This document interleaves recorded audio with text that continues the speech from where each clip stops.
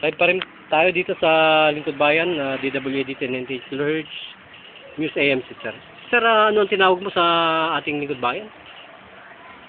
Medyo nagbablak ang hininga po, ganoon. Tapos yung mata mo po ninyo, medyo... Parang may usok. May usok.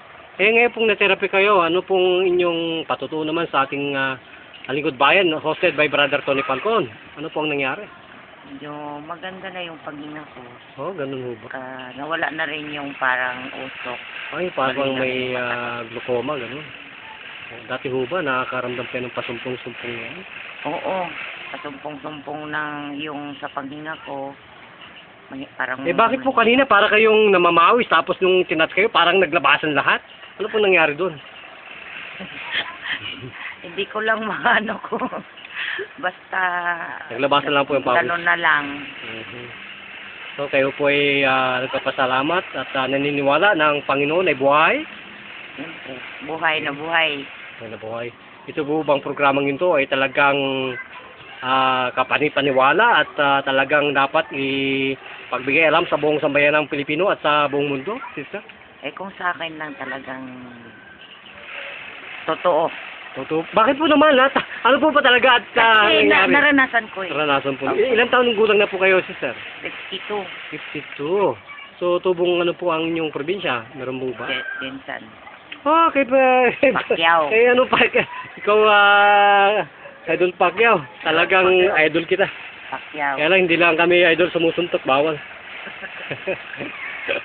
So, sa totoong buhay po, ano po ang inyong ginagamit na pangalan, sister? Sige po. Remy. Oberes po, tagaroon po kayo sa Jensan. Nandoon po yung mga magulang ko, lahat sila. Ako lang mag-isa dito. So sige po, manawagan po kayo sa Jensan na pumunta na kayo sa Lingkod Bayan ni Brother Tony Falcon. Libre ho ba ang serbisyo publiko namin?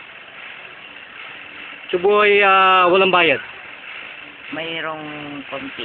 Parang donation na lang.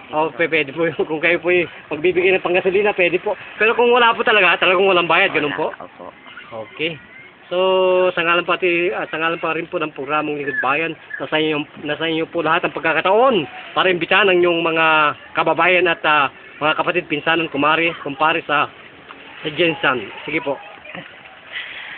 Nawagan po kayo. Kamusta kayo mga taga-Jensan?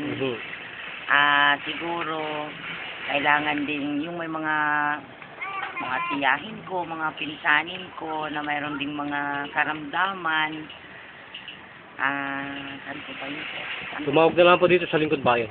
Tumawag na lang daw po kayo sa Lingkod Bayan para matulungan din pong...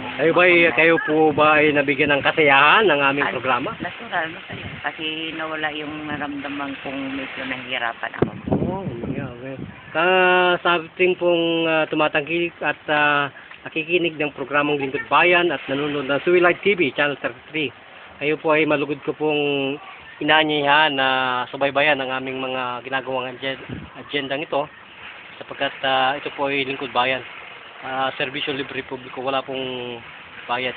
Ang pong address ay matatagpuan sa 304 Dumlao Building, Barangay Pleasant Hills, Shaw Boulevard, Mandaluyong City, na may telephone number 544-6641 at cellphone number 0916-436-8875. Sir, gusto mo bang makita dito? Okay na. Okay lang makita ka, Master? Okay. Sa susunod na pagkakataon. Sa susunod na pagkakataon. Kami po,